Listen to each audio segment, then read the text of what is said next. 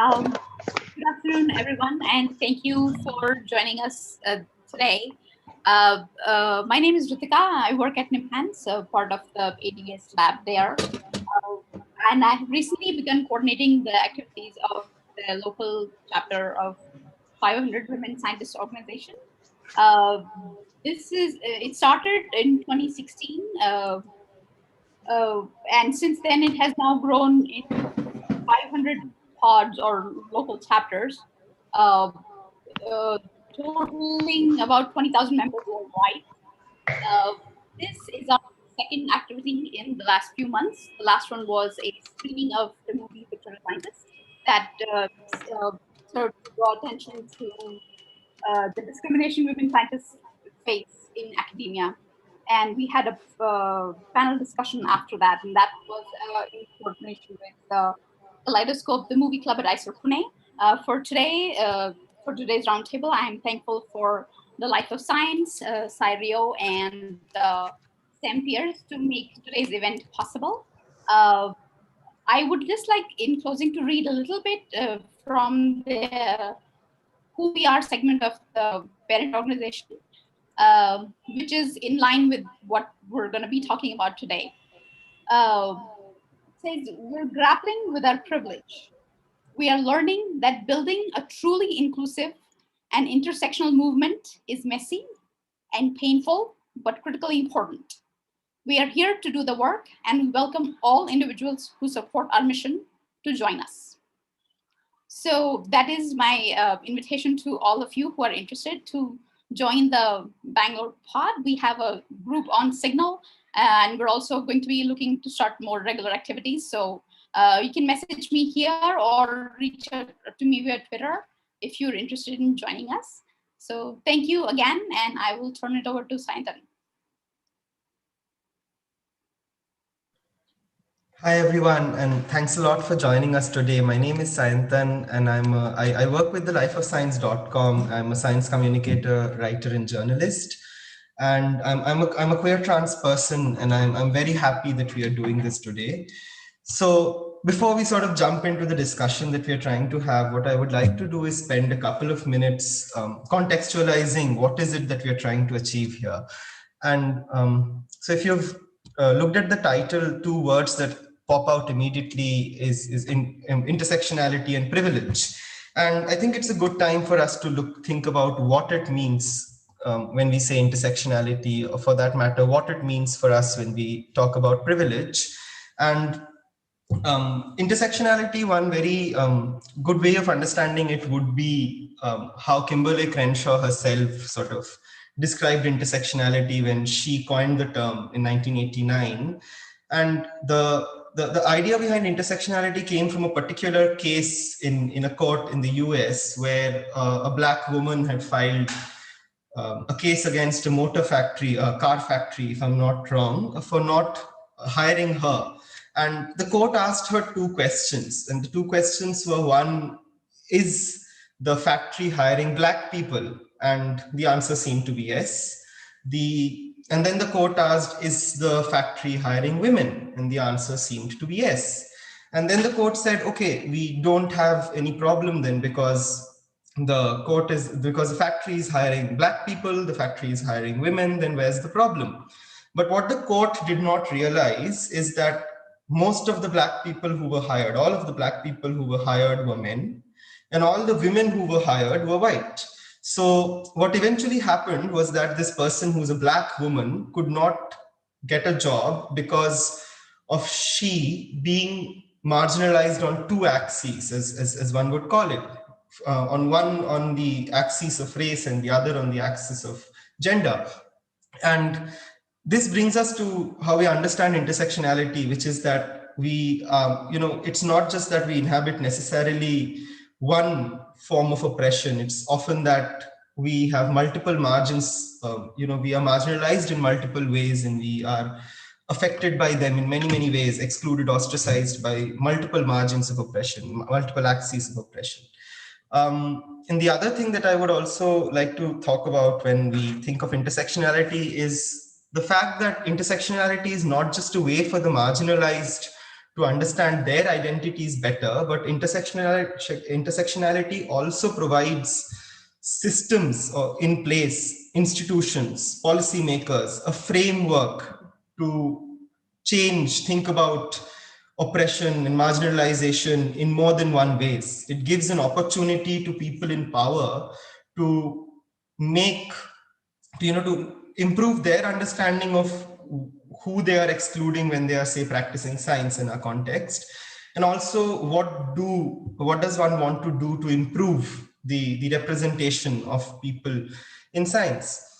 So, and this is very important to say, because we would not like to sort of limit the discussion to only how we as the marginalized can, survive better in science, but also what science, what more privileged and more powerful people in science need to do to ensure that we feel safe and happy and, more welcome in science practice.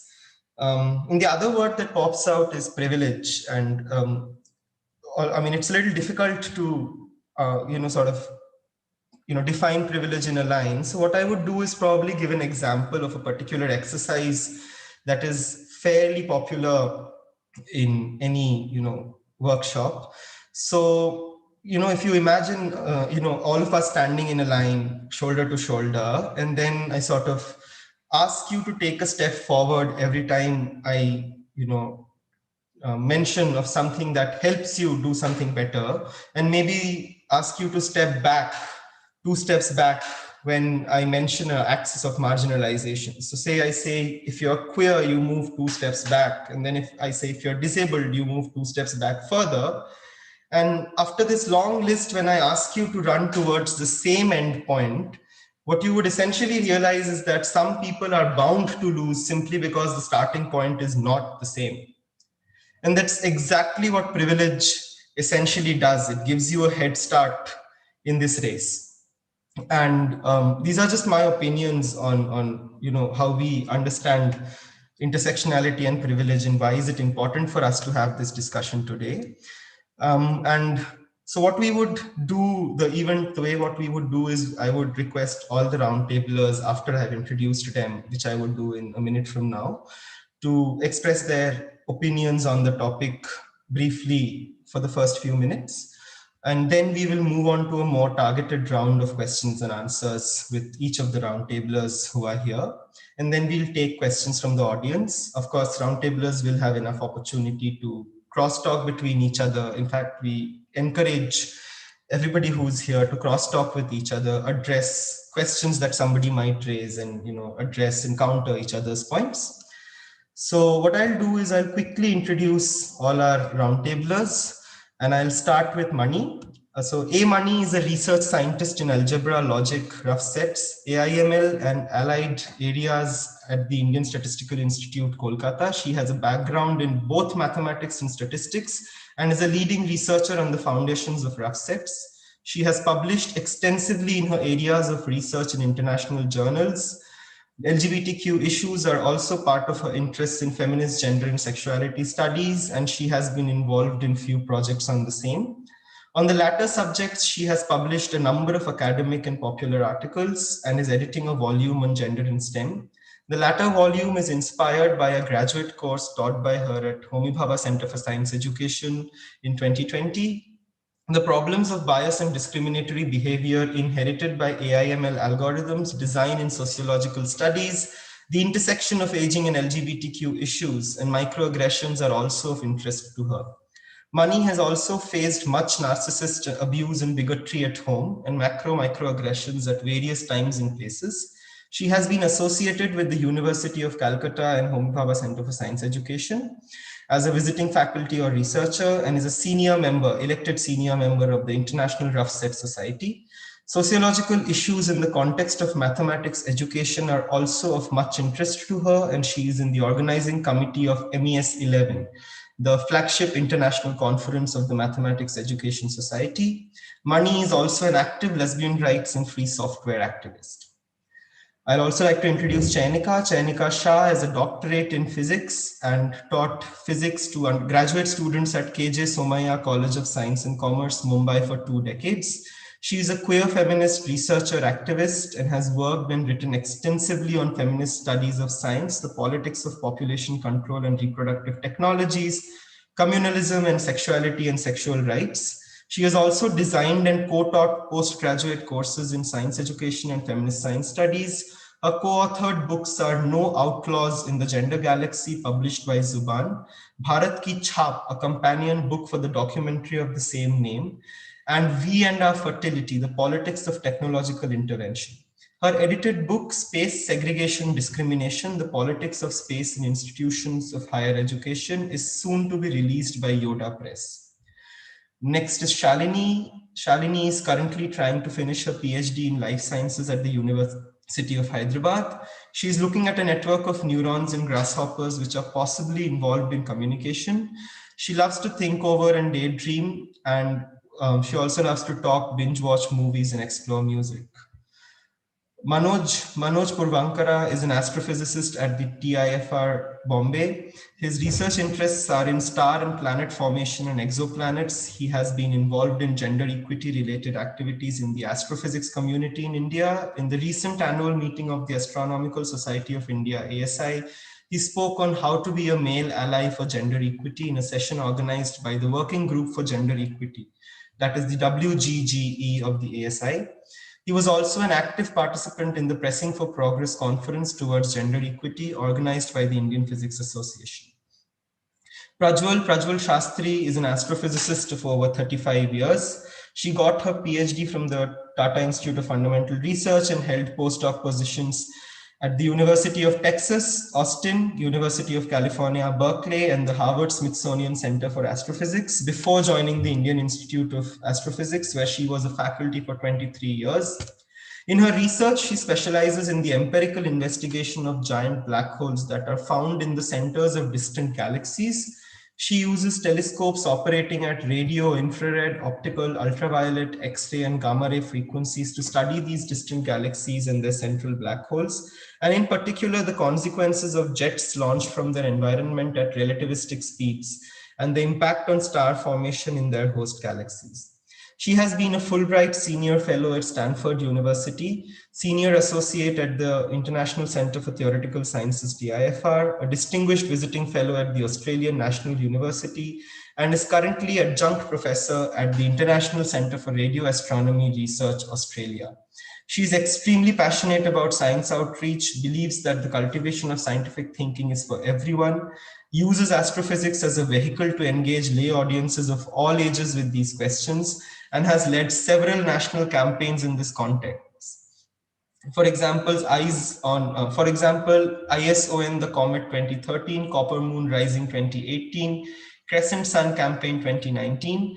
She's also deeply concerned about the gender disparity in the sciences. In addition to her research publications, her published work includes popular articles on astrophysics and on the subject of science and society.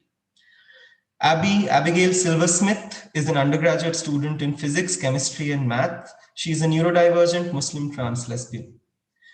And Professor Minz, Sonajharia Minz is a computer scientist, currently Vice Chancellor of Sidho Kanhu Murmu University in Dumka, Jharkhand, and an Adivasi activist belonging to the Orao people of Jharkhand. She has a PhD in computer science from JNU and has held several science faculty positions in several universities, the last of which was JNU before assuming VC-ship in Dumka. Thank you all for joining us today, and I would request the roundtablers to put their thoughts forward on the topic today. And I would request Abby to start the discussion off. Over to you, Abby. Okay. Yeah.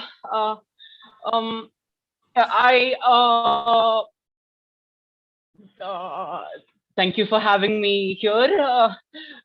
Yeah, I would like to start with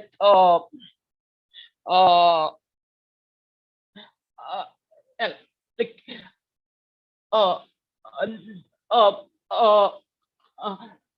like the first thing I would like to say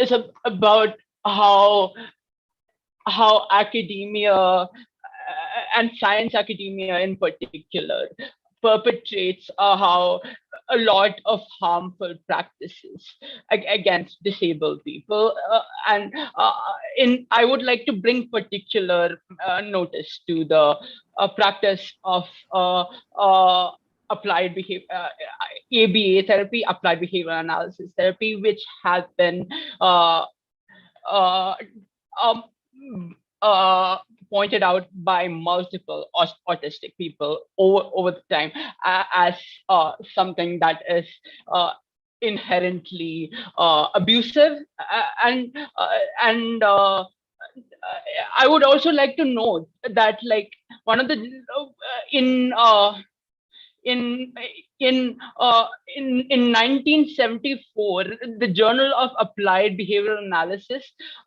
published this paper on behavioral treatment of deviant sex behaviors in a male child.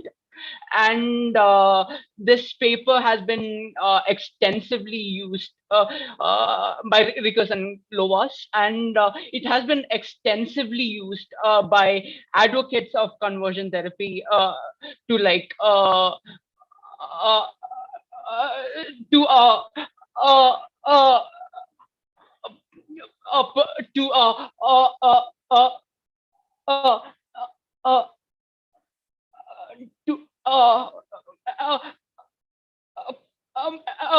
make their claims uh, uh, have some apparent scientific backing, and it took them until 2020 to have for the editors to like put a note, to have a response on this. So, and the journal publishes a lot of research which a lot of autistics have called out as abusive. And I think, like, recently, I think it was in Yale, or I forgot which particular institute. There was uh,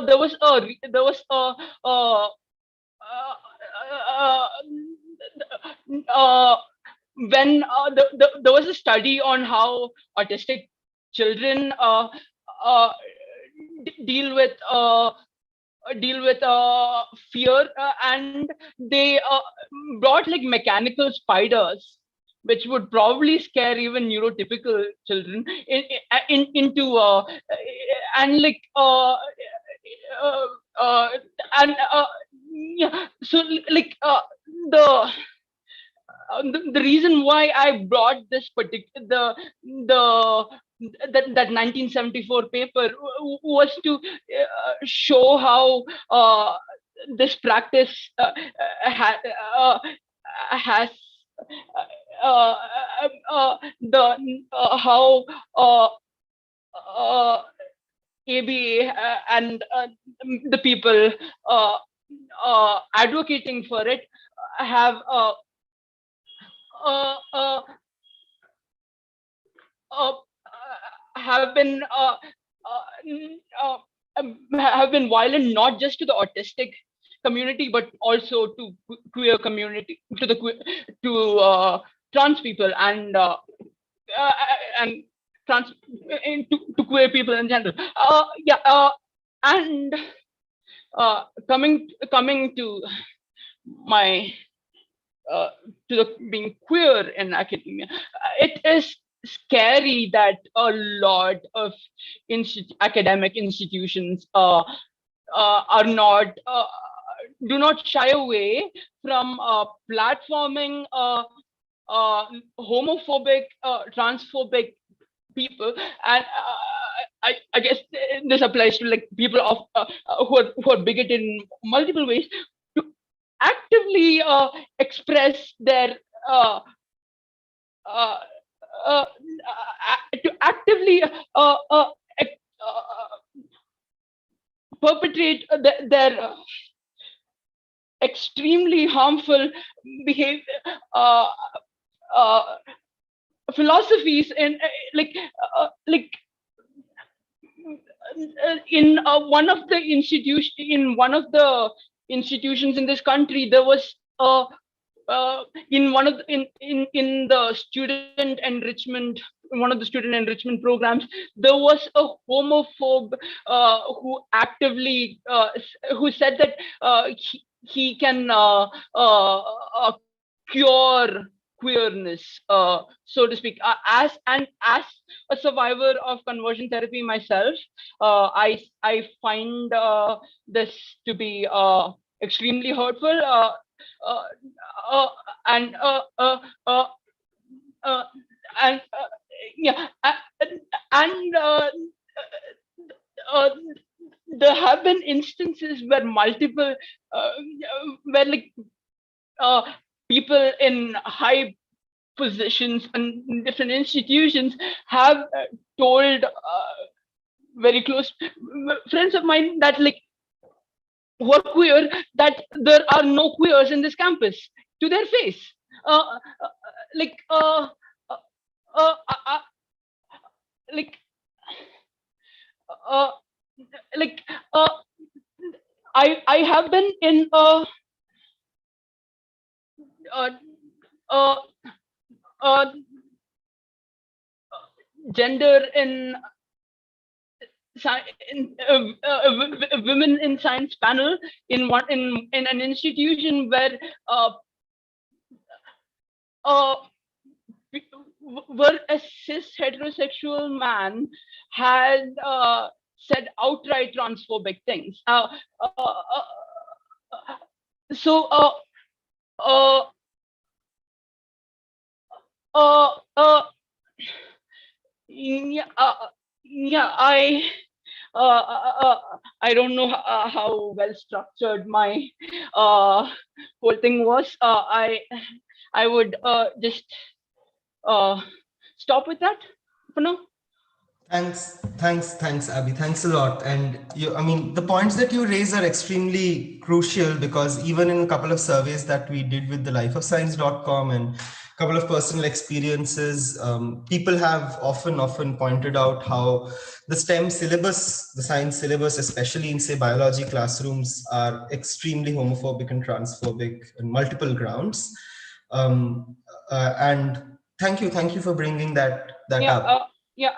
Can I like I would like to add the send that link to the link that the editors made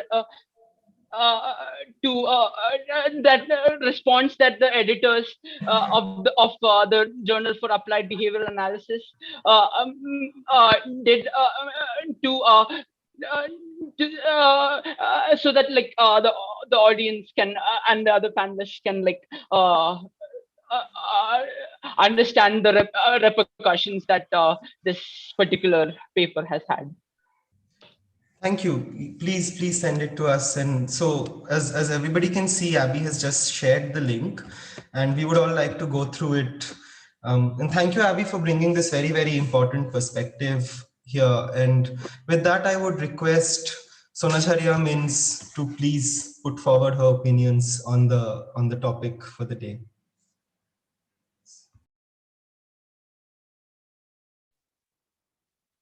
I would like to thank Prajval, the person behind having me onto this roundtable, and all the others who have been in the organizing phase of today's roundtable, because in order to have it more fruitfully, I think we've been juggling with dates. And I think this evening has been a very good evening to have this time set apart.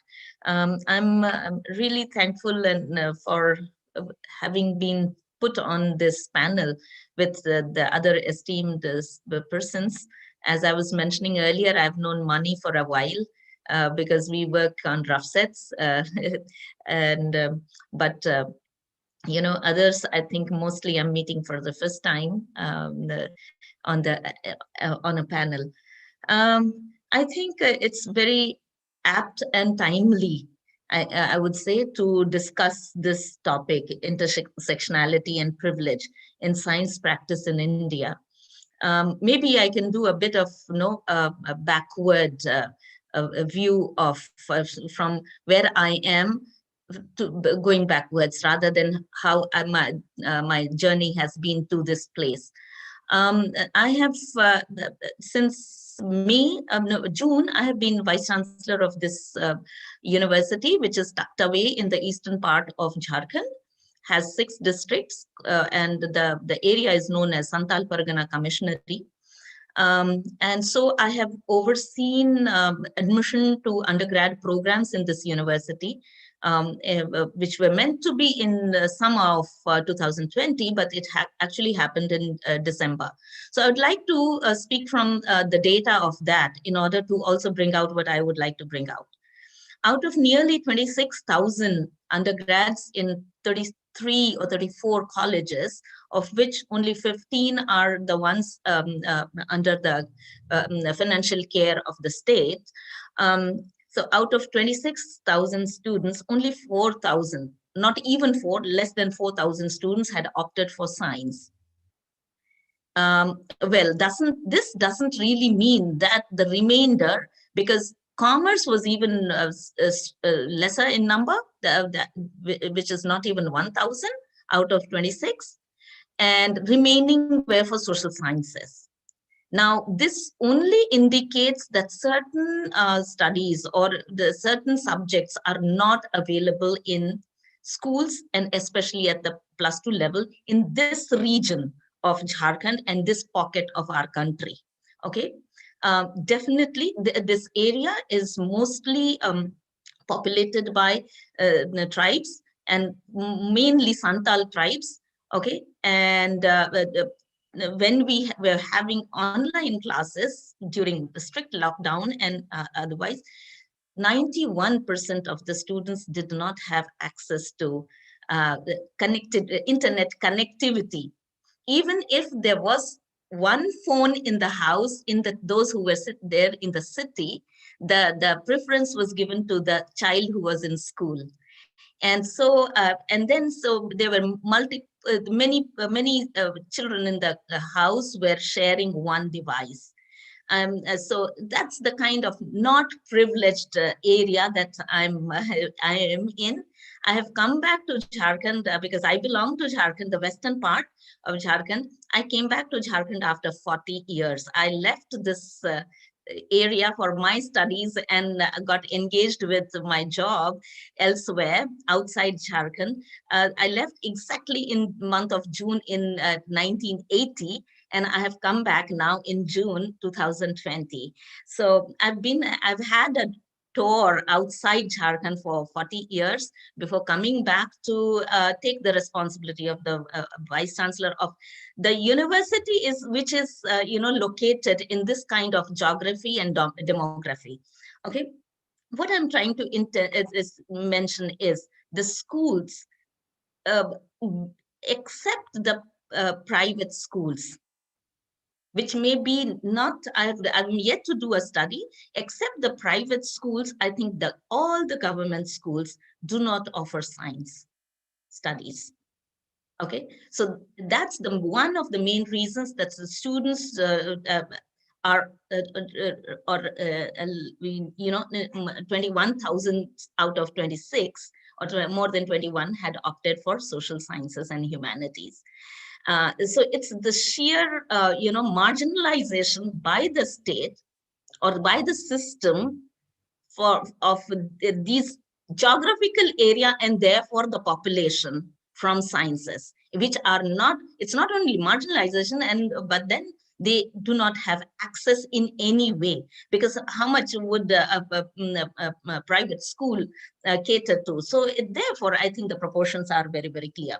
So what I'm trying to mention is the areas mostly populated by Adivasis or let's say tribals. These are difficult terrains. You'd have forests and mines. It so happens that wherever the Adivasis and tribals mostly live, there is forest, and the natural resources are there under the earth also. And therefore, it's so very easy to neglect the area from the basic, even, when education is a right, that's not supposed to be. So it's a geography that I'm talking about, okay? And not really intended only to deprive the one category of, or one social composition, but it is the area that gets deprived to have anybody living in those areas. The second thing is, so now I'll go backwards. When I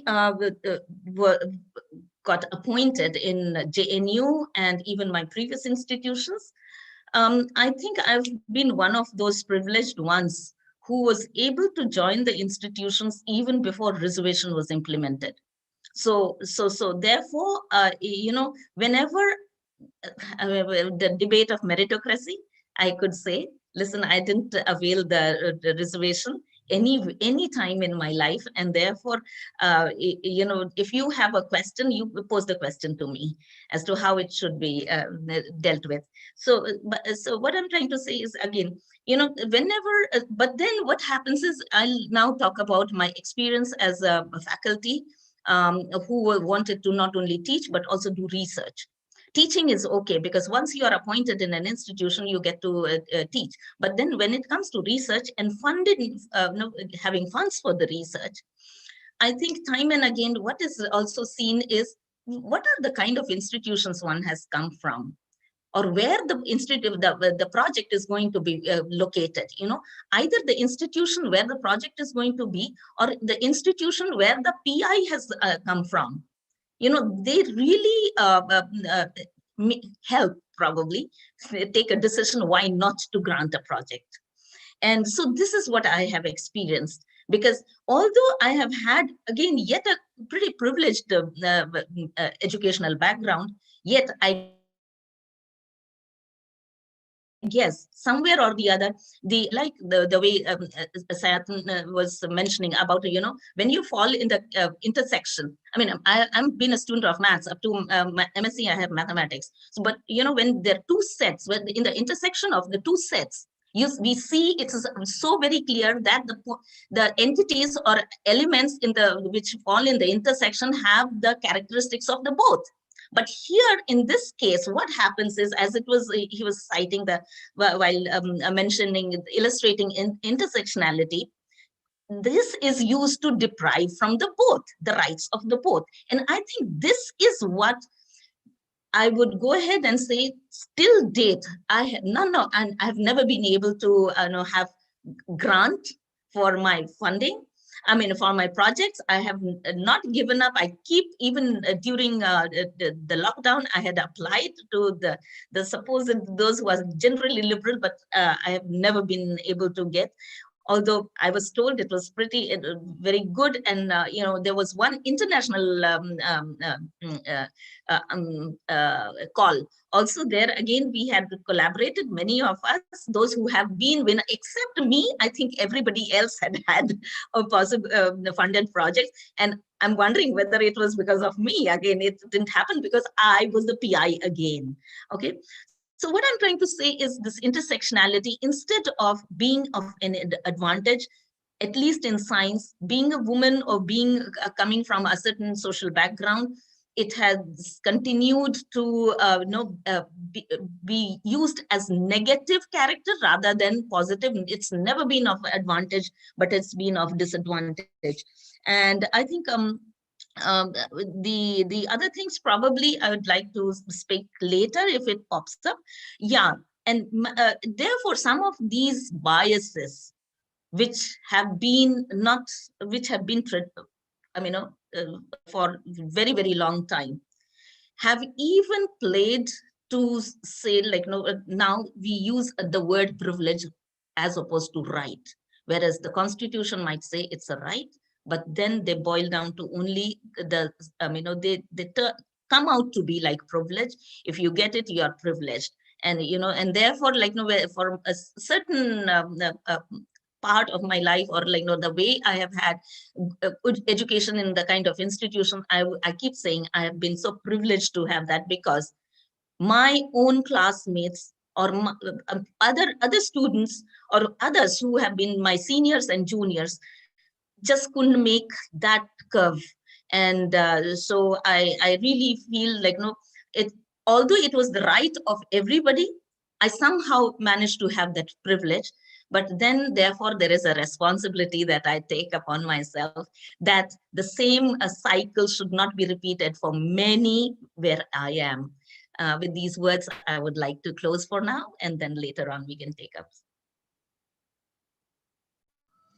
Thank you so much once again for bringing the very important axis of marginalization that is cast into the discussion. And I personally have seen most people in science sort of shrivel their shoulders every time we mention the word caste in science academia. And Can I just bring in one thing as a stark example? Sure. I'm not trying to boast, but I just want to establish a point that, I had been the first ranker in my class. It's a small school in Datta, Ranchi, the school which had science way back in 1960s. Okay. Mathematics, I have scored thrice 100 out of 100 in my school education. But there was courage of my maths teacher, who told me not to study maths in college. He said in Hindi, "Tum nahi sakogi, isliye maths mat padhna, biology le lena." I would like to, now on the hindsight, probably if he had not said that, I wouldn't have defied him.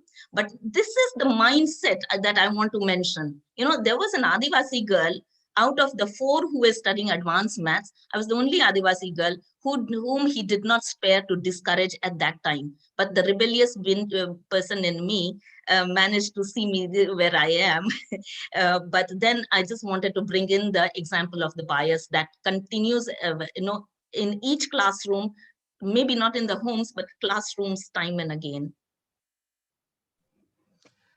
Yeah, thank you for sharing that. I think somebody's requesting a translation for the Hindi bit. So what it would translate to is that you would not be able to study mathematics, hence you should study biology. Is that correct, Professor Minz? Am I mistranslating? Yeah, you would not be able to cope with mathematics, so study biology. Right. And I'm really happy that you brought in this perspective. Also, I really enjoyed your analogy of intersectionality a lot, where when 2 sets intersect, we expect the intersection to have benefits of both, but it looks like when 2 sets are intersecting in our society, we are just getting marginalized on both levels. But at the same time, that example gives me a lot of hope that at least there are 2 communities that would hopefully stand in solidarity with me, and hopefully more. And with that note, I would like to invite Chayanika to put forward her perspectives on the topic. Chayanika, over to you. Yeah, thank you, Sayantan. And thank you, Abby, and thank you, Sona, for the presentations before this. I come to the subject of science from a very different location. I had a brief, romance flirtation with research in science and physics when I did my PhD. And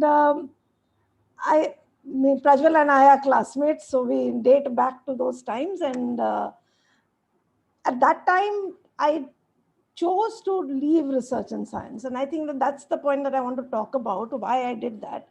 Because what I gathered from, and I may be completely wrong because I've not continued doing that research, but from what I've studied since, I do not think I was completely off the mark. But what I've seen science research to be understood as is a single-minded commitment to research. And this was what was portrayed as good research. This was what was portrayed as successful research. This was what was portrayed as research that needed to be, copied and done similarly. I came to the city of Bombay in 1977, just after the emergency. And where we studied, we were also getting exposed to what was happening in the city. This is post-emergency. A lot of political action happened on campus, off campus, which made me who I was, from a very middle class Savarna, but not Brahmin background. Coming from a small town, I had not been exposed to any kind of understanding of society that was different from the normative. And the time that I spent here and the time that research allowed me to think about other things, it exposed me to understanding society differently. And I felt that what I was learning in that part of my life was not matching at all to what was demanded from my life in science. And these two were so at odds with each other. And the message of being in this monogamous relationship with research is something that I kind of felt is not something that I could do. And I actively chose and decided that I'd do my PhD and I'll step out of research in science, but continue to teach science. And that teach physics in particular in colleges and continue my other life from then on. I cheekily mentioned this later, and I wanted to mention it also to Abby, that this thing of, not recognizing queerness is something that we all do ourselves also. And so I am, in retrospect, as I look back, I see this commitment to monogamy as a requirement of heteronormativity from me, which I kind of stepped away from. And I think that that has become a part of my queerness since, and part of my attitude to life since. That I do not think that anything can be done in solo. It is all in connection to everything else. And if we don't see those connections, if we don't see the relationships between different parts of our lives and different parts of our work, then our lives are definitely less meaningful, but the work that we do also suffers. And that I would connect to what you were speaking, Sona, that having then worked in a college, in a regular college in Bombay, where most of my students were first generation learners coming from working class backgrounds, I think I learned a lot. I learned a lot about what exclusion means, what science really means to this set of people who are not going to become scientists, but who had, for some reason, come to science. Science was a stream available to them. Science was a dream for some of them. Science was just something available to them and they took it, whatever was the reason. I felt as a teacher that science had something to give to each of these students. And the way in which we were teaching it was not allowing that to happen. And that led me further to look at science education. Alongside my interest in feminist critiques of science, also expanded the notion of science for me. And I think that I would then say today that although what I saw and understood as what was required from research, when I was doing my PhD and when I was doing my research in high energy, in theoretical physics, that demand was not misread by me, but that demand is misplaced in science is what I would like to say today. And I think that this movement that we see over so many years, which are like 40, 42 years, that the movement from where I was in 1980 or when I left research was around 1986. From then to now, I see a sea change in how we are understanding science also. And maybe these voices are still marginal. These voices are not part of the mainstream, but these voices have grown in number. That they have, the assertion from these voices has become much stronger is what I read today and feel heartened by.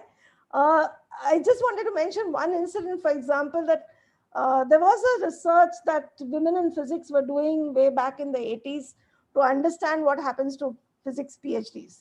And I actually looked at that questionnaire and I was unable to answer that questionnaire because most of the questions that were there about why I dropped out from science were not the reasons why I dropped out.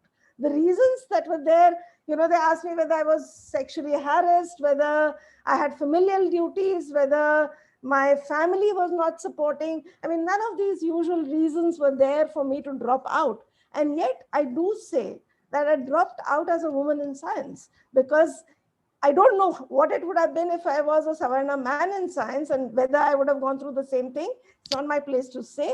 But in retrospect, I think that this notion of being good enough, not being good enough, what you also referred to, that not being good enough, and one has read it in so many women scientists' narratives, and one is here reading in so many all marginalized people's narratives, this narrative of merit and this emphasis on merit defined in a particular way itself is exclusionary, and it is damaging to all of us for sure, but it is very damaging. And I echo what Abby is saying, that active abuse, using that as a notion, is really horrifying, but there's so much inactive, continuous, and under the carpet abuse that happens, which we don't even recognize when it is happening to us, which we can see from the outside now, but we are not able to recognize and articulate. And if we do articulate, it is seen as the lament of a failed scientist, right? So it is not even recorded as a valid critique of science itself. And I mean, this is not something I need to say for the people sitting on this panel, but it's something that we all are grappling with in our own ways when we're trying to speak of science differently. So I do think that these very marginal efforts that we are making of trying to see across different margins, of trying to see how the two sets can support each other and everybody in the intersection and in various other intersections that are marginalized, that is an exercise that will help us challenge the language of meritocracy in science, which is actually detrimental to science itself and to the practice of science and to what is being passed off as science and to the hesitancy around science that we see in today's world. So I do see hope and I do see value in this kind of work that we are trying to put, however difficult, however it seems disheartening at times, because for many of us the journeys have been very alone and very singular. But to see communities come up, to see science being redefined in these multiple ways is what gives hope. So I shall pause here. Thank you. Thank you, Chayanika. And what you said also reminds me of the time right after Rohit Vemula's suicide, institutional murder, as I would like to call it, in the University of Hyderabad, is so a lot of people in the STEM departments of the University of Hyderabad actually used Rohit Vemula as an example of what happens if you do politics while being in science. And this is not just a narrative that has come up after Rohit's death, but it has also come up after Anita's death or after Payal Tadvi's death. That so you are lower caste and you have this audacity, A, to try to do science, and then B, with that audacity, and then Savarna individuals say that here we give you the opportunity to do science. It's as if, people who come from backward castes do even need the Savarna individuals to give them space. And then the second thing that comes up is, even when you come to do science, you do politics, you assert. And if you assert, that is what happens.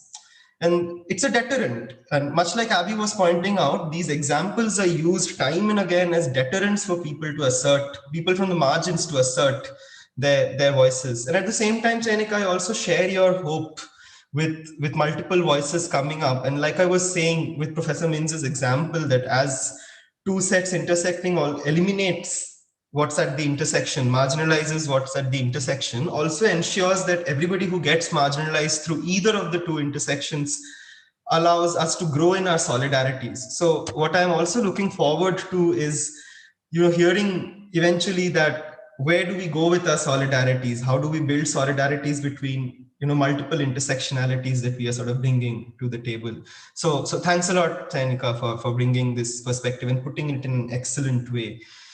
I would request Mani to speak next. Mani, if you would like to start us off. Yeah. I hope I'm audible. You're perfectly audible. Okay. Thanks for inviting me to this event. And there's so many kinds of privileges and privilege violations, or rather so many situations where privileges have been deprived from people, and so many situations where people have made undue use of privileges. I've seen plenty of these kinds of situations in the actual practice of science, and as far as my own personal experiences are concerned, I would like to mention, yeah, in most schools and colleges, we have a very heterosexist and environment, and which is again very biased towards cis people. So, and this naturally affects anybody who doesn't conform. And specific in my case also, I did experience problems because of that. Because all the narratives are about cis people, and it's again often about heterosexual people. Only later on, things started improving only after say 2005 or so. Before that, things were quite bad as far as I have seen. And this is one area where we really need to work from, say, from the school level itself. And this is one thing I would like to point out. Then the other thing is about, yeah, and often religions are connected with this kind of practice. And when it comes to science, people often combine fairly bigoted religious beliefs with scientific practice. This has happened with some of my teachers too, in school and all. And this was this I did find it quite strange. But later on, I decided to oppose such practices. And all this has a negative impact say, an atheist attitude, for example. So if somebody is an atheist, then that person is likely to be discriminated. And I have faced some uh, related situations too in my career. And these are few instances I would like to say. And even in modern research practice, in current research practice, I have definitely experienced different types of people. Some are very tolerant and tolerant towards diversity and things like that, while others are really biased and all. So that's what I would like to say. And I can be more specific, but I won't go into all the details because I think time is short. Thank you.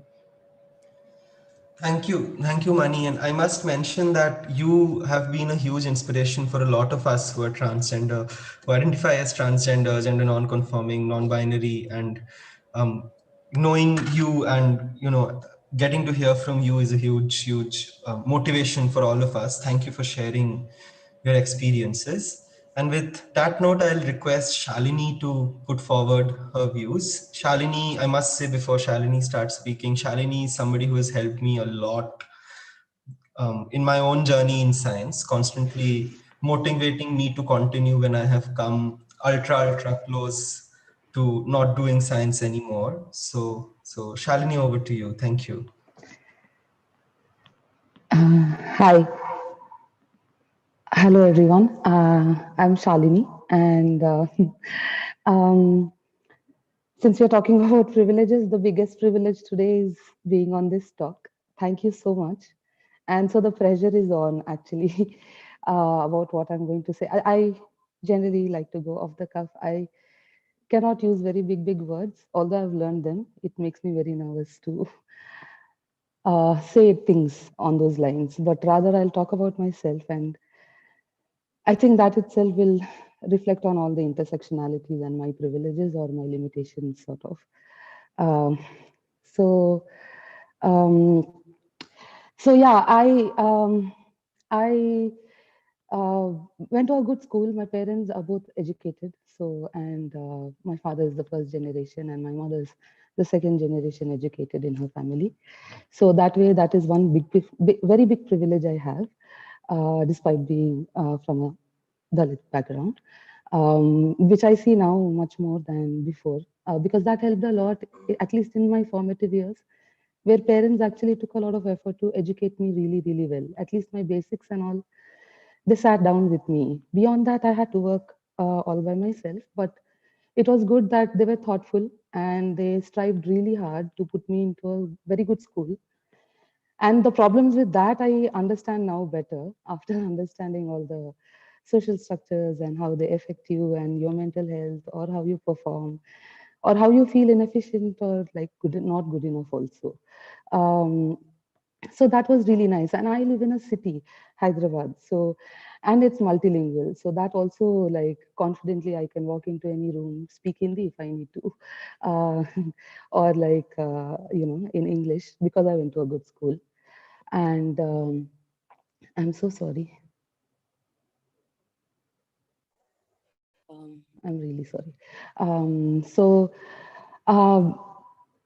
it's yeah. So it's been very exhausting. It's been very tiring. I feel very tired, is what I should say. So I have to gather a lot of energy, it seems, to keep doing this. Is how I feel being in science. Um, no amount of what I do is enough, like already pointed out. Or like yesterday, I was suddenly having this question in my mind. Why do they want me to talk? And then often they say that there is not enough people in science who are talking, especially Dalit women. And that itself puts a lot of pressure. And the moment I am being asked to talk, I feel, why am I the only one talking? And because it looks like there's consequences of doing this. Not that I'm anyways, it looks like it's a forlorn hope to become a scientist, or I don't know, whatever I will do with science, but like, it looks like the struggle will be on for some time. It's not going to be easy in any which way, and it's going to be very slow, because I'll have to, it takes time to learn the ropes of every game, because you're not prepared for it at all. No one is teaching you any of this. So this is what I feel from the beginning, that if I had better support, if I had better access to things, despite being from a city, despite going to a good school, despite having access to possibly some people I could have asked around, or at least walking into a coaching center where I could get some information. Despite this amount of access, I still feel I felt very inequipped to continue in science. I still do. That I'm very slow. And just by that alone, because no, I'm very old now, I'm 37. And like right now, I feel just by that alone, I'm like crossed out of many, faculty positions or whatever in science if I want to continue, right? Because the competition is so tight. And especially in sciences, like, because it's like many want to do science, so it's so exciting. I feel, why not? And so I understand if others feel that it's unjust to have unfair, I mean, we call it reservation because it's needed, but does our population understand it? Is it sensitive about it? In a day-to-day basis, it isn't. And that actually is what I feel is the biggest drawback, that I have to keep being positive every day. Um, that's it.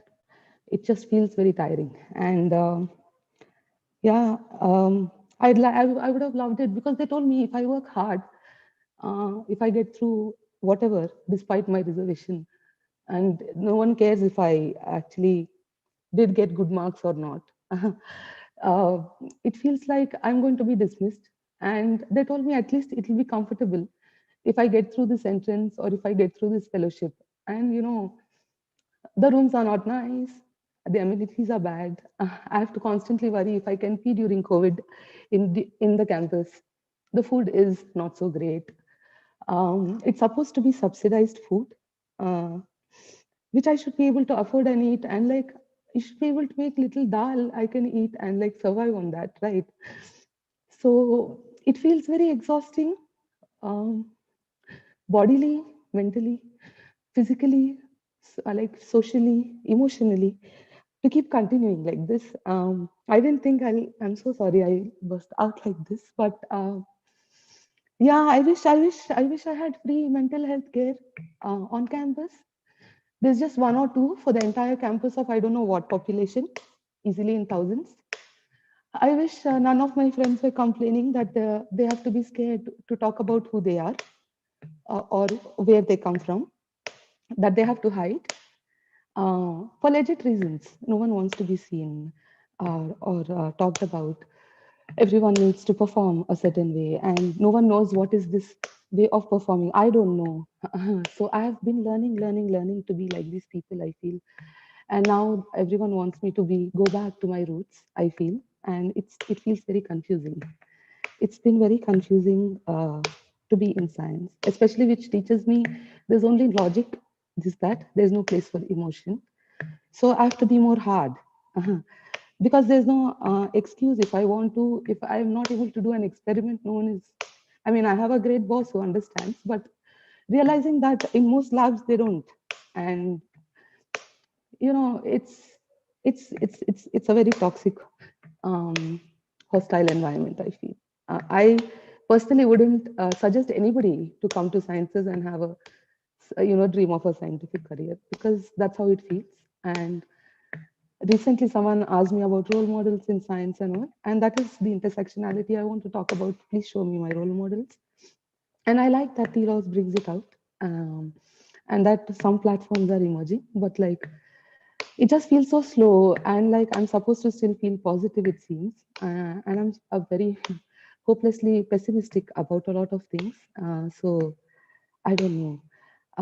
And that is why I tell myself to come and talk and just tell how I feel, at least, because I cannot talk big words. And perhaps those who are listening feel some solidarity and realize that they're not alone, which is why I wanted to do this. That's all. I feel I owe it to the future population or the current ones who are struggling, maybe. That's all. Yeah, I'd like to stop now. Yeah. Thank you, Shalini. And I have been extremely lucky to have Shalini by my side through my extremely tough times in science. So thank you so much for being there. And I'm sure all of us are with you, Shalini, through this journey. And yeah, thank you. And the biggest, just one thing I wanted to say is that if you said that if I work hard, if I get the scholarship, you will give it to me on time. And I never get it on time. And that itself is a big problem. That's all. Yeah, thank you. So all of these are, so what Shalini essentially did is brought out, very ground realities of what stops people from pursuing sciences, what stops people, especially from the margins, in pursuing sciences. And yeah, Shalini, we are also, trying to build our solidarities through these talks, and we are really, really glad that you came and shared your experiences with us. So thank you so much for doing this. More power to you. Prajval, I would like to move over to you, and Prajval, I would request you to please bring forth your opinions. Yeah. Okay, can you hear me? Yes, Prajval, we can. Okay, yeah, so thanks everyone, especially the people that I asked for joining us here today, and it's a privilege for me to share this platform. I think the only thing I can do here is to really list my privileges and try to dialogue about the process of learning. How can we accelerate the process of learning for people like me, about how privilege and power operates, how we the privileged use our privilege and power, and how can we build solidarity, how can we intervene to make science institutions more welcoming of all people. I have identified always as a woman, but within science, it took me a while to realize that I belonged to a marginalized group. Out on the street, in public transport, etc., it was a different thing. But within science, I did not experience what I would, excuse me, I would now call, excuse me, what I would now call discrimination.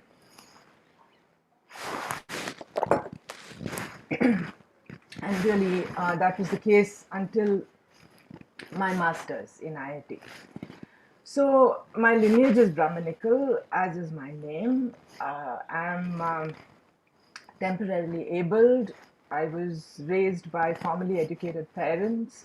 Not only that, they were also politicized, politically progressive, and science buffs. Furthermore, they were dissenting rather than conforming individuals even before I was born. So, looking back, I realized that I grew up sort of sensing that dissent was not unusual. Um, I went to a girls' school where only my music, art, and language teachers were men. And then I went to a small town women's college where the sciences had equal, if not more, women faculty than men. So it did not intimidate me to enter the IIT, which had 95% male student body and faculty body, nor had I internalized stereotypes such as women are not good at physics or maths. So then, processing my experiences, the many experiences that I and others around me had in IIT and then TIFR was complicated, to say the least. We didn't even have the vocabulary like sexual harassment or microaggressions to describe what we felt. And years later, as a science faculty, I met Jayashree Subramaniam, who's, I think, in the audience, as one of her survey respondents. And therefore, I read her results, which showed that women who survived in science tended to be from an upper caste, second generation educated lineage. It did not take me too long after that to recognize that gender is a social construct, a result of socialization processes rather than biological sex. But I once read a Six Chicks cartoon, which I think sums up my situation really, especially along the dimensions of caste and education and so on. So there are these two women who are chatting over coffee, and the white-looking woman asks the black-looking woman, so what is white privilege? And the black-looking woman answers, well, not knowing what it is to start with. So I think that really sort of encapsulates my situation, and I I hope that from this platform we can take away at least some ways of accelerating learning about it, building solidarity, and making our science institutions welcoming for everybody. Thanks. Thank you, Prajval. Thanks a lot. We all hope the same. We all hope to gain similar insights from today's discussion. Manoj, I would like to now move on to you, and if you would sum up your points on the topic for the day today. Yeah. Yeah, sure. Thanks, Sayantan.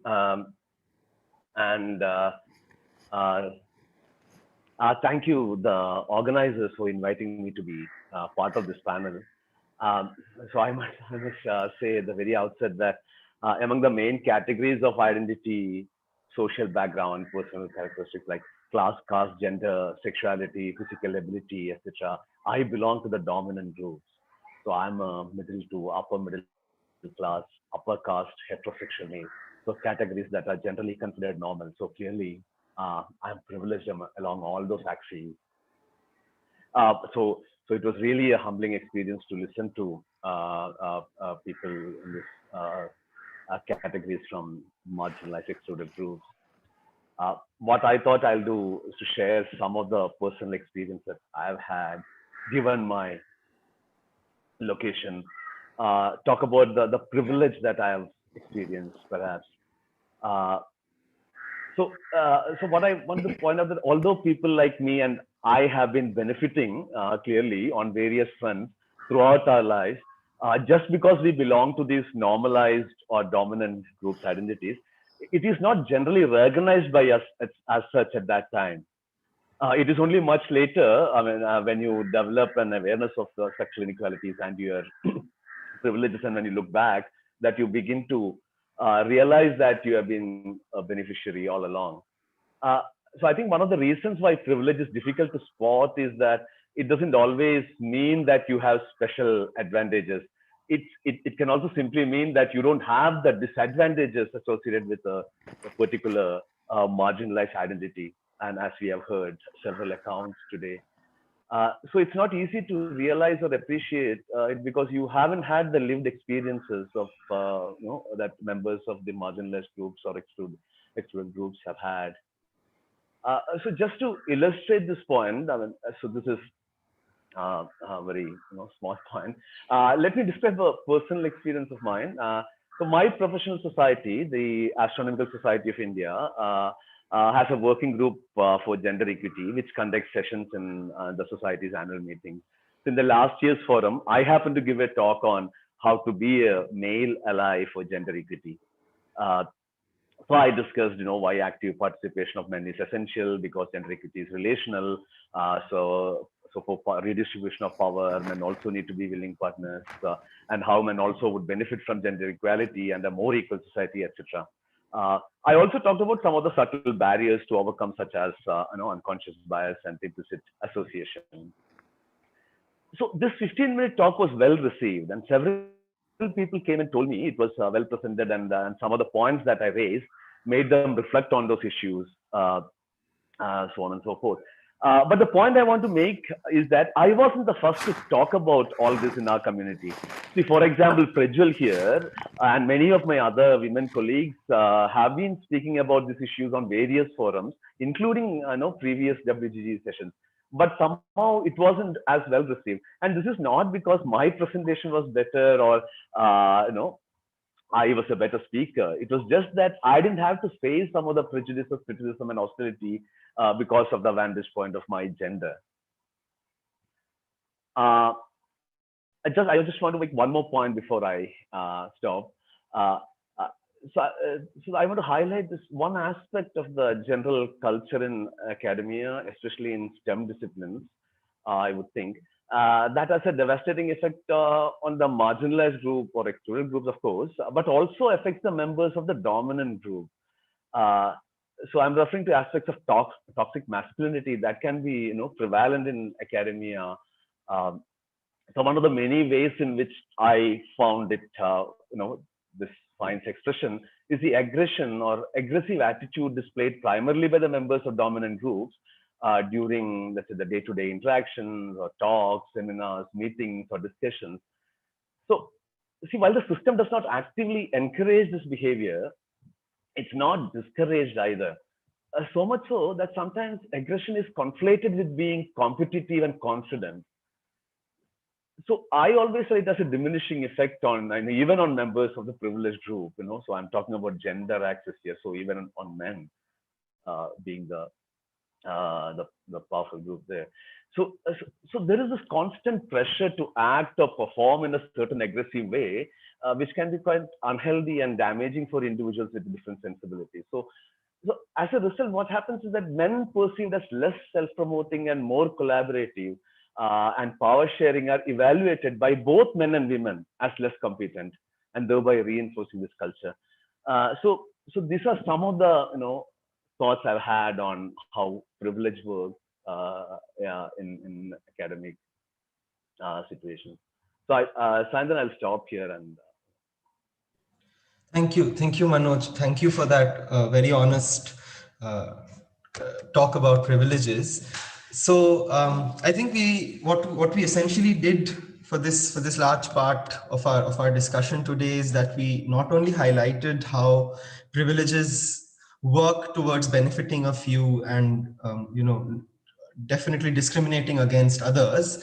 Also, we raised very important questions on how multiple identities intersect. We raised questions about the problems with STEM education, problem with science pedagogy, the problem with science syllabi, problems with how how exhausting and lonely it can be for the marginalized to pursue themselves in science. And I'm really grateful to all the panelists, all the roundtablers for bringing these perspectives. And it's my privilege to be moderating this discussion today. And I think this is a very good time for us to have some crosstalk. So if any of the panelists would respond to any points that have been raised by other panelists, I think this is a very, very good time to start. So Chayanika, I see you've unmuted yourself, so would you like to start us off? Yeah, actually, I am very disturbed with what Shalini said, because I totally understand where that exhaustion comes from. One hopes that things change. One hopes that there would be more sense of support, but one knows that the world outside is actually becoming worse from the time when we were young. And that also adds on to this sense of exhaustion. Also, I do see um, science as an institution as very, very unresponsive. Very unresponsive to any critique, very unresponsive to any articulation of exclusion. So yeah, I know that people have struggled a lot and people are trying their best to push, and and we've done it in many other spaces. But I do think that science has been one of the most difficult fortresses to breach. To even start talking about practice, forget about transforming itself. And in that sense, I would feel that, I don't know, I feel like, yeah, for some of us with privileges, it was possible to move out. It was possible to move out and do other things and find space within that and find a meaning to life within that, which did not disconnect us from science. I don't think it's possible for everybody. I don't think it's easy for everybody. And I don't have answers, but I do feel that we need to think more about, if I can't do research in science, what are the options that are available to me, and which become equally recognized as options that science requires. I really think that we should spend time thinking about that as well, while we think about how to make it easier for people to stay in research within the scientific community. Right. I mean, to add on to what you said, Chayanika, I mean, the way science actually exercises, it's one of the ways that science exercises its discriminatory potential is also through extremely fine microaggressions. So, and I can highlight a few personal examples here where, so I can speak fairly fluent English. I don't think my English is non-fluent in any which way.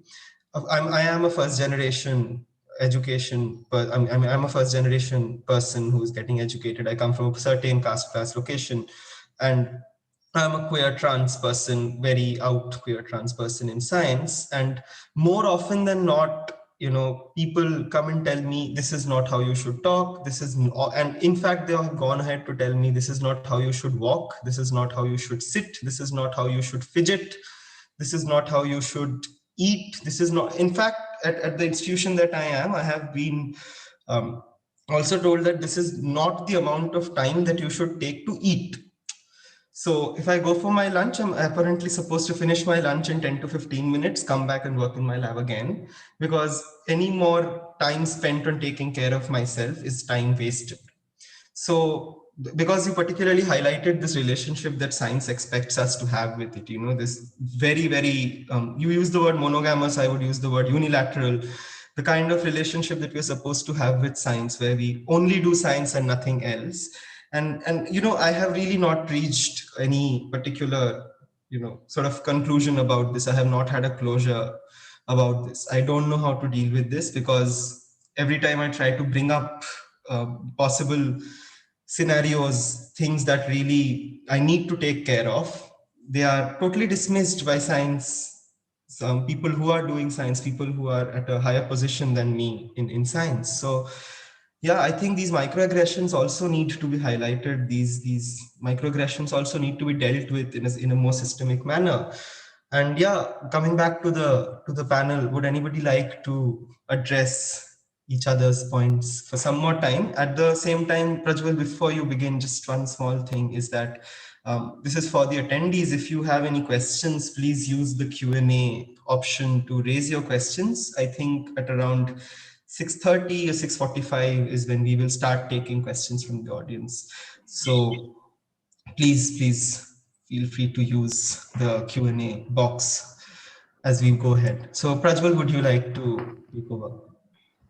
Yeah, so I'm also like Chayanika very disturbed by the things that Shalini had to say, and in a way she very strongly advocated something which we feel somewhere in the corner of our minds, that there's always this talk about for example, just taking the gender dimension, there's all this talk about encouraging girls to come into science.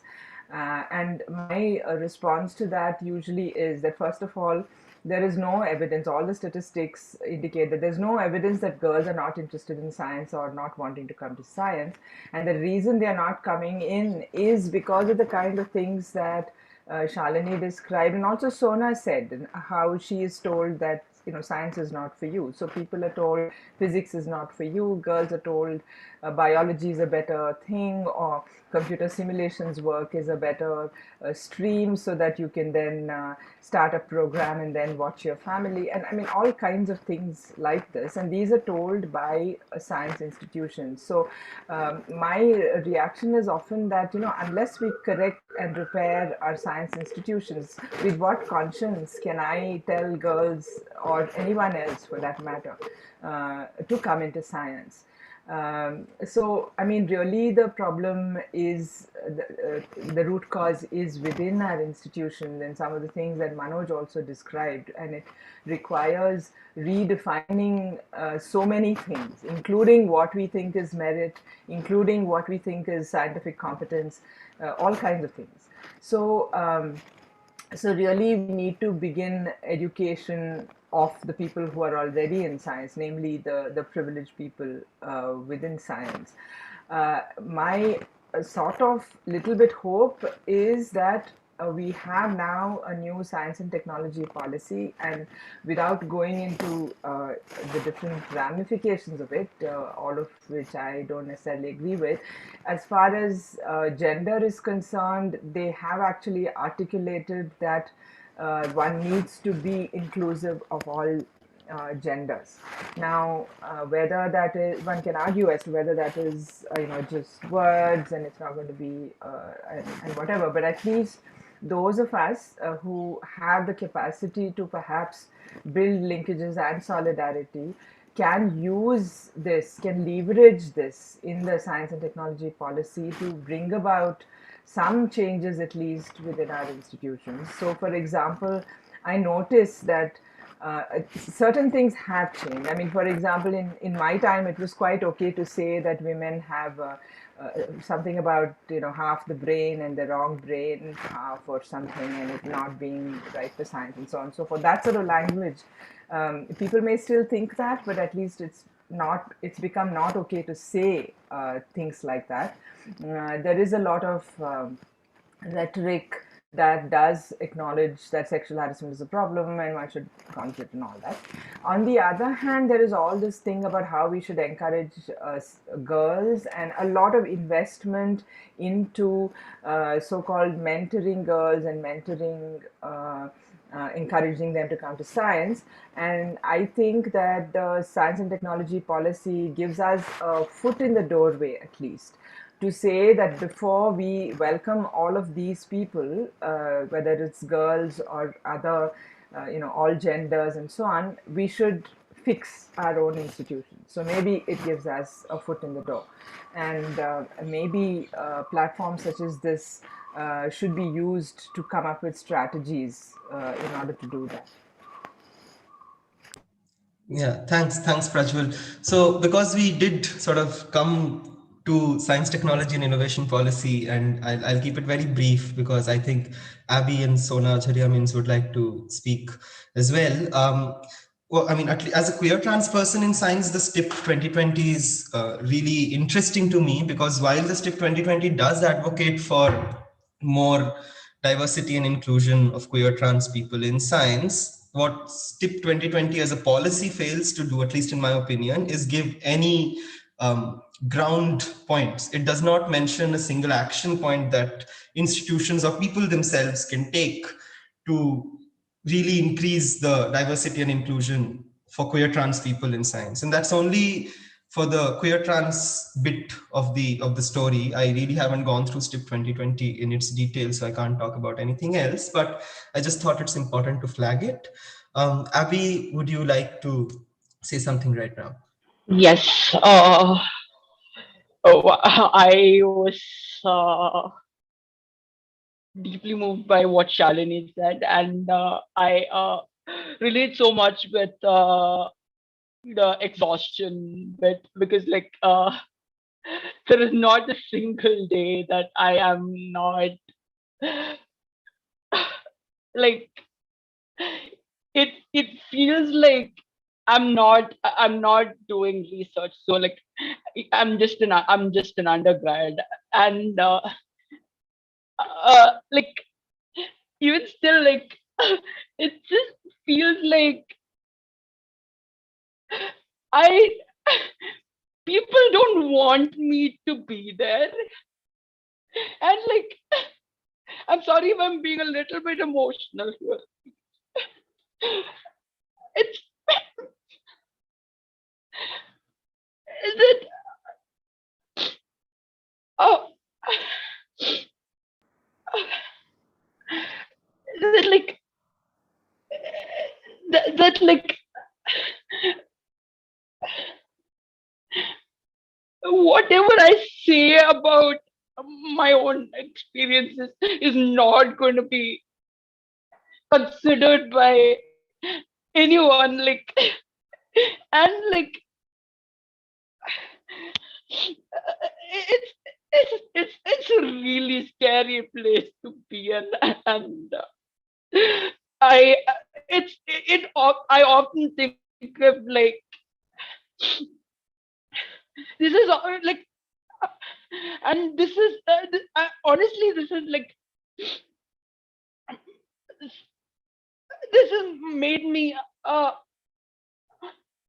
think multiple times on like if I should like just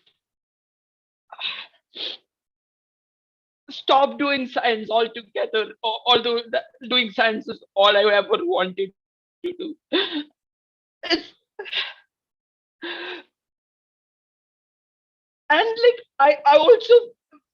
I'm also deeply connected with the uh, uh, the fact of like not being the not being space for emotions, because I can't talk about a lot of things that I went through without like I can't do that like without being like this. Like it's not fucking possible. I'm sorry. Sorry about my language. Uh, uh, yeah, and yeah, I would also like to respond to Manoj's statement that, if I remember correctly, that being privileged doesn't give you advantages. Like, I mean, that's exactly what it does. Like, being like, uh, yeah, it is pretty trivial on that, like that. Uh, that having a certain privilege gives you a certain position in the academic hierarchy and hierarchies of all nature, and uh, and and yeah, it's I just wanted to put that out there. And I also want to make a note how I wanted to say this in my initial talk, but like it's also uh, uh, scary how people in the privileged positions historically have theorized and wrote papers about our our identity, our like how we are supposed to be experiencing different aspects of different aspects of life, and yeah, yeah, that's all I have to say. Once again, I'm really sorry about this if my language was a little on the inappropriate side.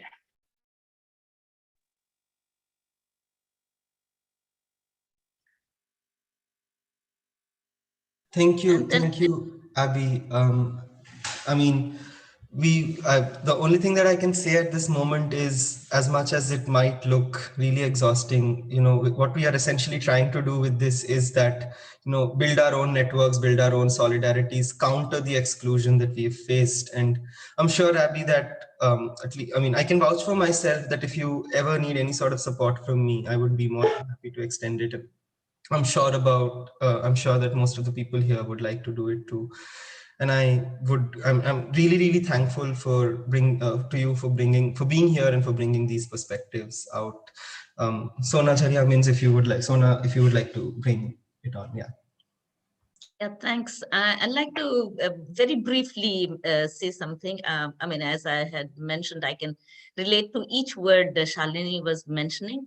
Well, I'm not disturbed, but I really want to salute her courage for having said what she said. I think either by sometimes it is the choice that we have made brings us to be in science. Sometimes, like I said, it was a challenge to me, and maybe in Shalini's case, it's the expectation. So, irrespective of that, once we come and at least, and finally at the level of research, I think a researcher just doesn't choose to research, and we want to do the best and always, stand out, whether we are outstanding or not, but at least stand out for the research we do. But then having looked at my point of intersectionality, in number of places or committees, I would be chosen Shalini just because I come from science, so I'm a science person. Two, I'm a woman, and third, I'm a Adivasi. Okay, so therefore, it's not only doing science, but you tend to be in committees and etc. also. And so, but from that, what emerged, and I made a choice at a particular point of time. I said, I'm doing a lot of, computer science research, but I'm not going to get a Turing Award. That I decided not to go take a perfectionist path for one reason, that until the society I come from is also enjoying the education as a right, I must see to it, let me facilitate those who reach at least institutions like JNU. So that there is no student who goes back from, institution like JNU just because one is humiliated because of one's own background and things like that. So, I would like to encourage you to complete your research, and then you might also want to make choices. But then till such time, I think all of us see that there is a community who, because of the intersectionality, has been disadvantaged rather than having to stand in an advantage. Thank you. Thank you so much. Thank you so much, Professor Minz. So, Chayanika, over to you. Yeah, Sayantan, I'll also try and answer a couple of questions that have come in the Q&A. Is that okay? Sure. I was hoping that we could do it a little, once you're done addressing the panel, because at least then I can at least read the question you ask the question. Does that work? Yeah.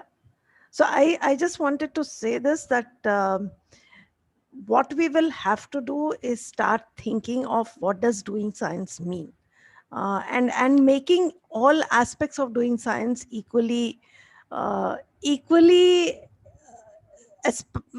aspire worthy. That right now what is happening is that many of us, I mean, I can speak for myself, that when I look back, I don't think that I lost something by dropping out of research in science.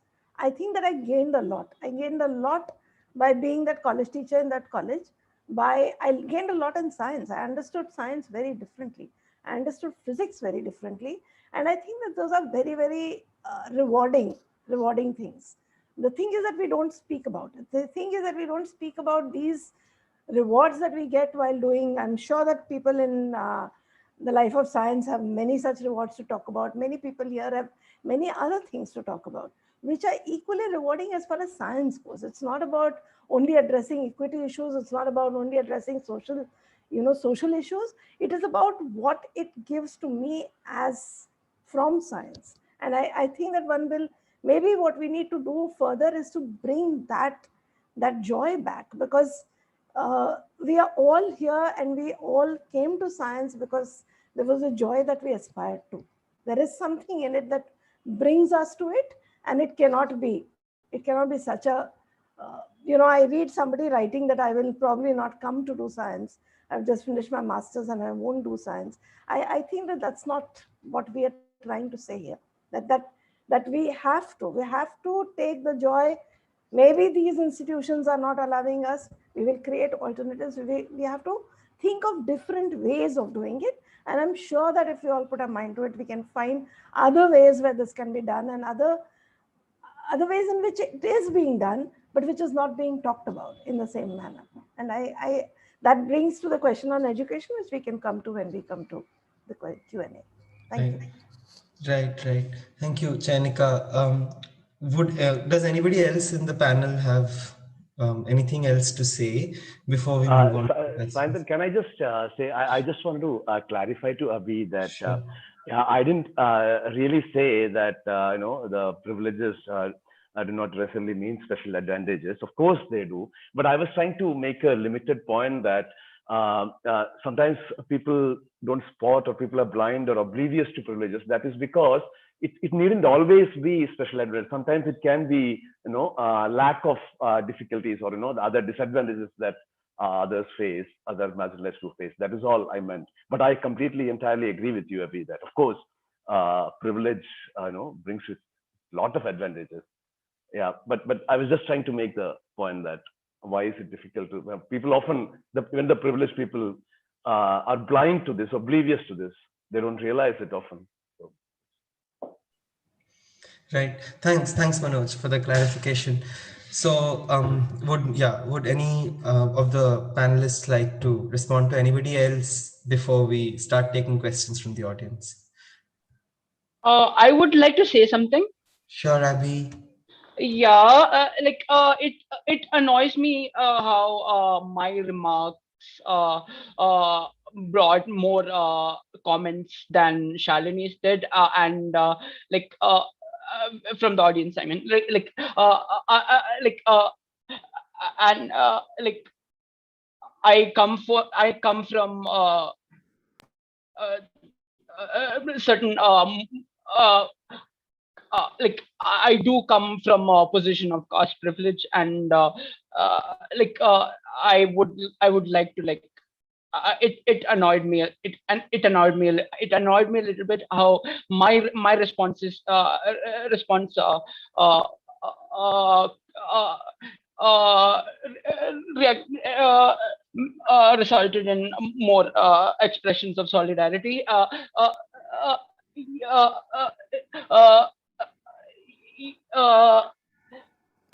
Yeah, and as response to Manoj,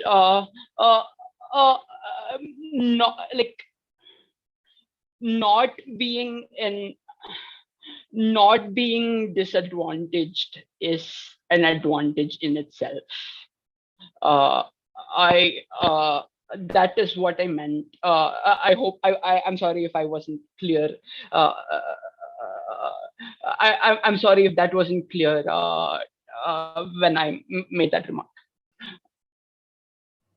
Thank you, Abhi. So I think it's time for us to move on to questions from the audience. So let me just quickly pick up some. So Namita Nair asks, I am a class 12 science student and I see that our science syllabus doesn't allow not much introspection and questioning the status quo and to be humane, which is somewhat available in social sciences. I just wanted to know how can we change the syllabus to incorporate that? And as a follow-up questions, I'll quickly read the three questions which are very similar so that the panel can respond at the same time. Can we teach sciences and social sciences in an interdisciplinary way? The divide between social sciences and sciences makes science feel inhumane and not focusing on the people which are affected by science and technology.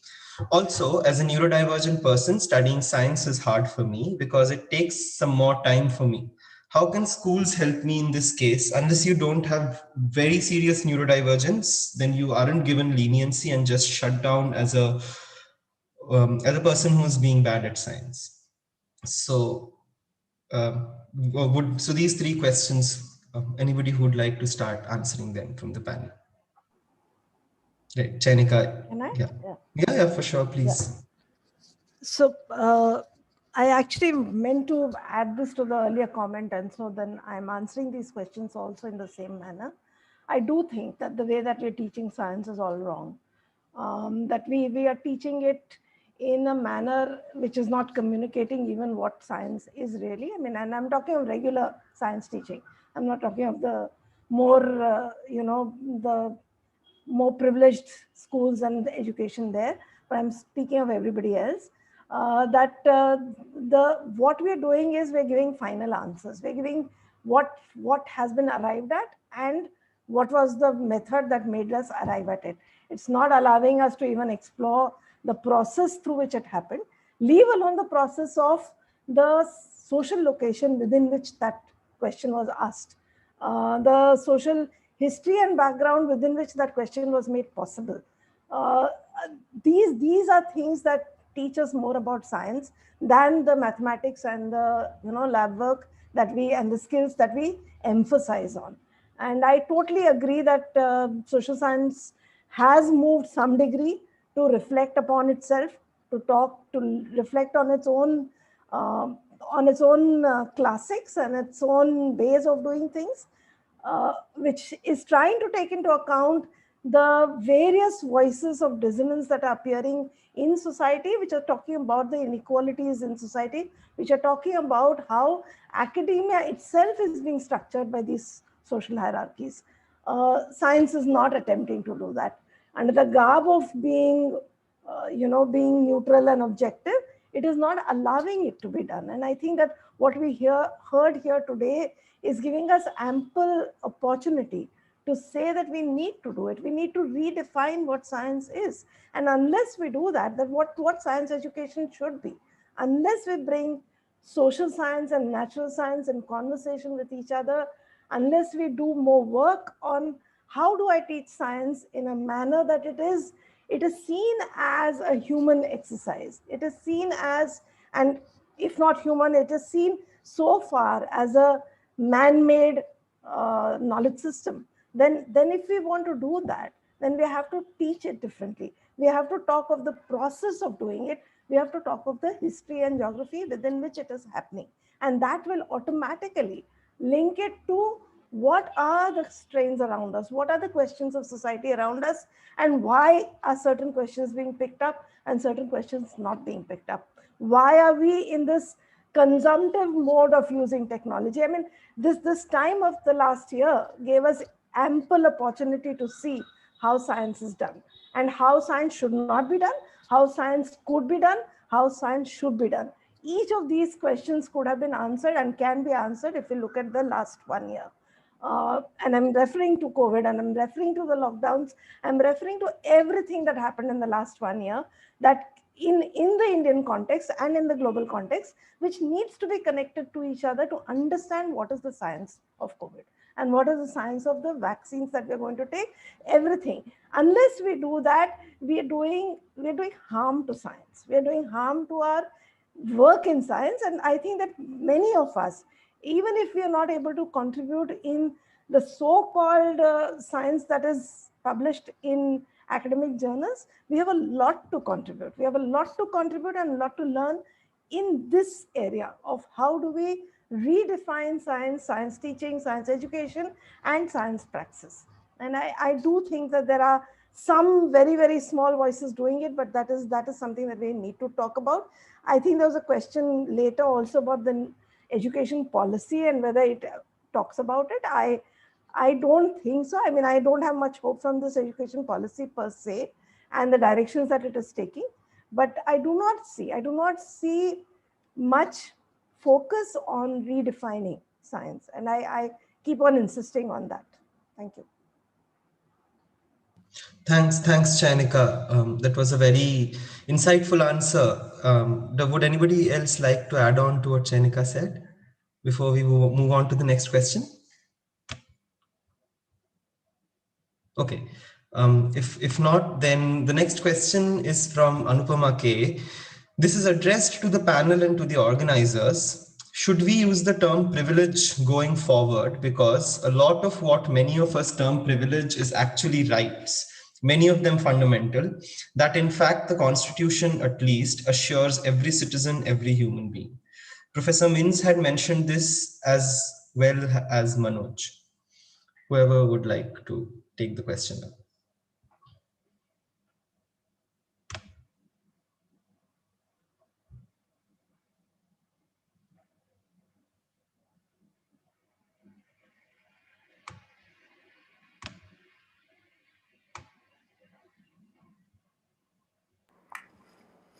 Yes, Prajval. I'm not sure I fully understand the question, but I think it's important as long as the rights are not there, for the people are not able to exercise their rights, we should talk about them as privileges, isn't it? Because we, like those of us who are privileged on whatever dimensions, do have access to what is rightfully ours, and those that do not have privileges are deprived of those rights. So I think that is where the idea of privilege and therefore the associated power that comes with privilege is useful. But I don't know, maybe that's not the question. Thank you, Prajval. Would anybody else like to add on to what Prajval said? Yeah, when I had mentioned, I think it was from the spirit that what is right, what is the right? You know, if that is access, it is now being articulated as privileged. And I myself also may have said, you know, use that word for myself. But what I have been able to attain was only have access because it's a matter of right. Okay, so it was not right plus, whereas I would not want to go to the dictionary meaning of the word privilege, but privilege is beyond right. You know, but what I meant was, for as far as my story is concerned, what was the right I was able to access, but others were not even able to access. And therefore, I consider myself privileged, but not, you know, as having too much of privileges. Okay. So within the confines of, or within the definition of right, having had access, I meant I was privileged, but then I do not have privileges. That was one thing. Yeah, but then until such time, so therefore, when I was also making a response later, I said, you see, until that right becomes right for many, I chose not to go to be a perfectionist in order to, you know, aspire for even a Turing Award, which from my childhood I wanted to do, or something like that, you know, as Chayanika was also mentioning, like, you know, wanted to do, we enjoyed it, and etc., etc. Yeah, so I, at a particular point, I chose to, you know, take things or get into activities which were my social responsibility. And I gave up doing that quality science, because I have seen my colleagues, the women colleague, who have to work hard, very hard, just to prove that we are at par with anybody. And but then, you know, again, I had also to do much harder work in order to say, see, I'm at par with anybody. So which is fine. I feel that part is fine, because I chose to be in such a race.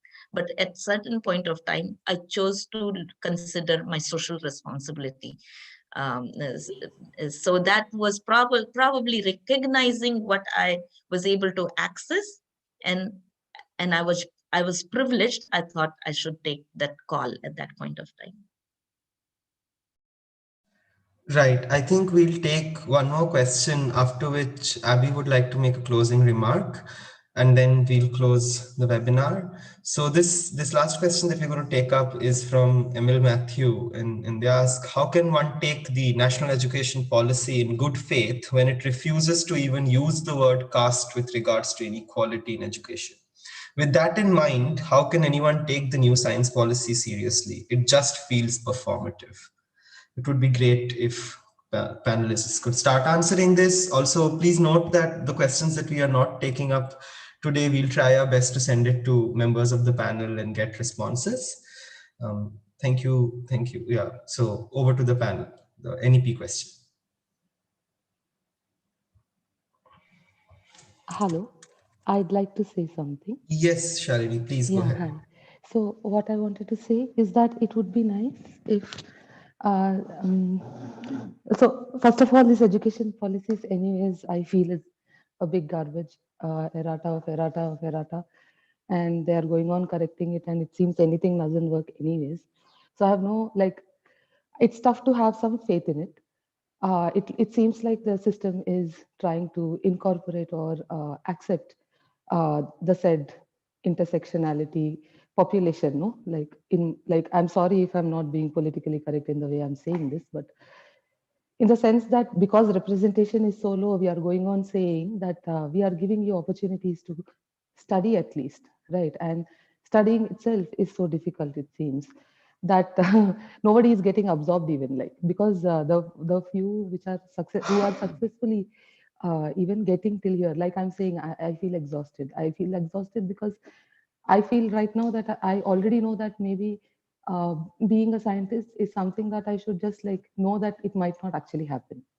And that comes from a certain place of knowing that the system actually is pushing you out over and over again, right? Because like I said, there's no role models. Why are there no role models? Because although it is giving you a space to come and try if you want to. हाँ तुमको पढ़ना है ना, तो you come and you study here if you want to. You are going on saying that we don't have opportunities. Okay, we'll make it difficult for you. You come and study if you want to and survive it and show it to us. If you do this much, then we'll see later. So within this much, I feel nothing is working for us, and the policies are becoming more and more. It's pushing us out even more. Even the recent one, there's a lot of content on it. I don't want to talk, but it does seem like they're making it more and more rigid to push people out, and there are not many like representations of all kinds do not reflect at the other side of the table. That has to sort of change is what I wanted to add. Bas. Thank you. Thank you so much, Shalini. Would anybody else like to add on to what Shalini said? Okay. So with that, I think we would close the question answer session now for the lack of time. Abby, over to you. Yeah. I keep forgetting things a lot. That's why I asked if I could do this. I think it is very important for us in the margins to collectivize together and form alliances. And I would like all the people here to know that I and a couple of other queer people in academia have made a small collective of queer people in academia, and if anyone would any queer person would want to be added, you can email me. I have put my email in the document that I sent, and I think it's also important to like form collectives which are more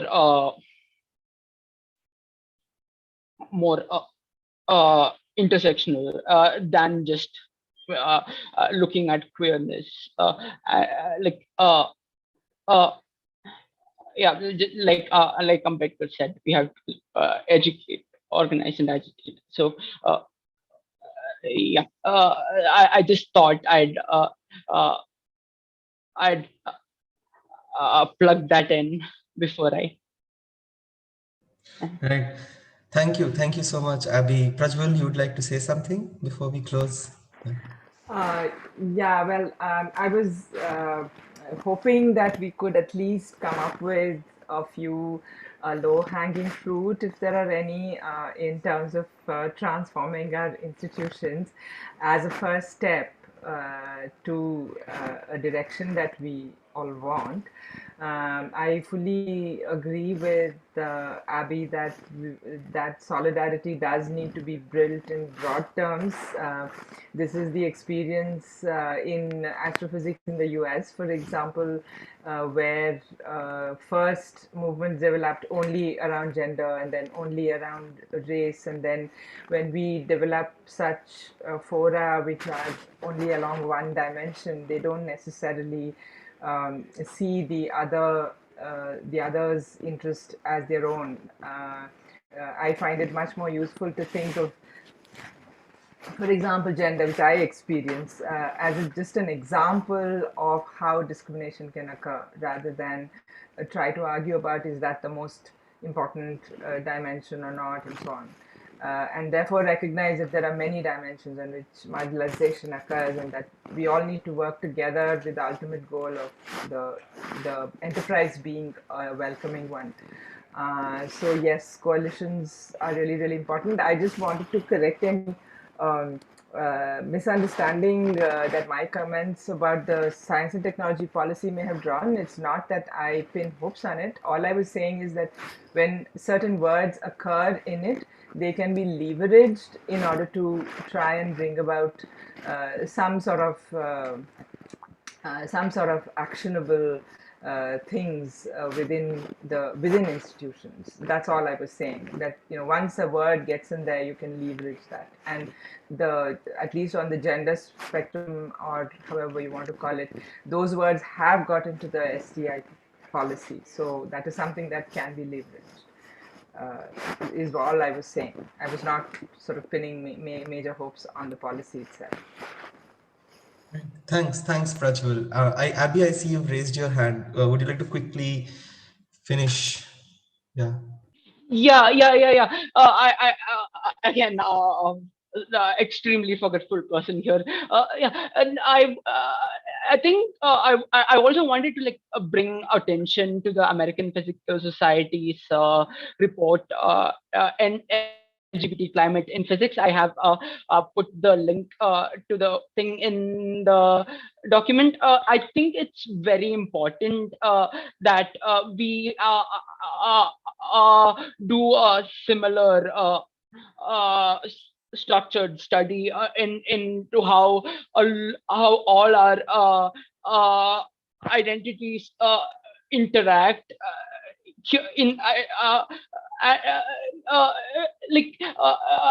although I am skeptical of the effect it will have, because our country has very bad reputation of not acting on things, even if the undeniable evidence is presented in front of them. But I think it's important that we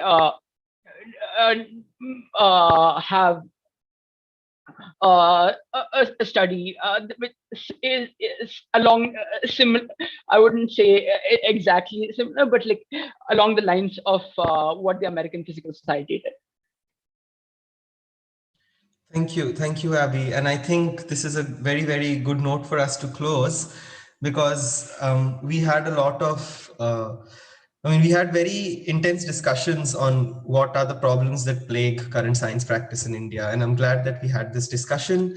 I'm sure this is only a starting point, and I really hope this is only a starting point for many, many more such discussions, which will eventually, give us a lot more, a better understanding of what we can do and how should we sort of use the leverage that Prajval was talking about. So with this, I would like to thank all the panelists for joining us today. Thank you so, so much for bringing your diverse perspectives on the table. I would also like to thank 500 women scientists for collaborating with us on this. Of course, Ashima for doing a lot of the back-end work. Ritika, thank you so much for doing so much of the back-end work. Prajval for being a part of the organizing from the start. STEM Peers always has been very supportive of us with the Zoom webinar that we use is from STEM Peers, and they have been supportive in almost all our endeavors always. And Cyrio for the outreach work that they did. Thank you so much. Thanks a lot. With this, I think I would like to close the webinar. Goodbye. Have a good evening.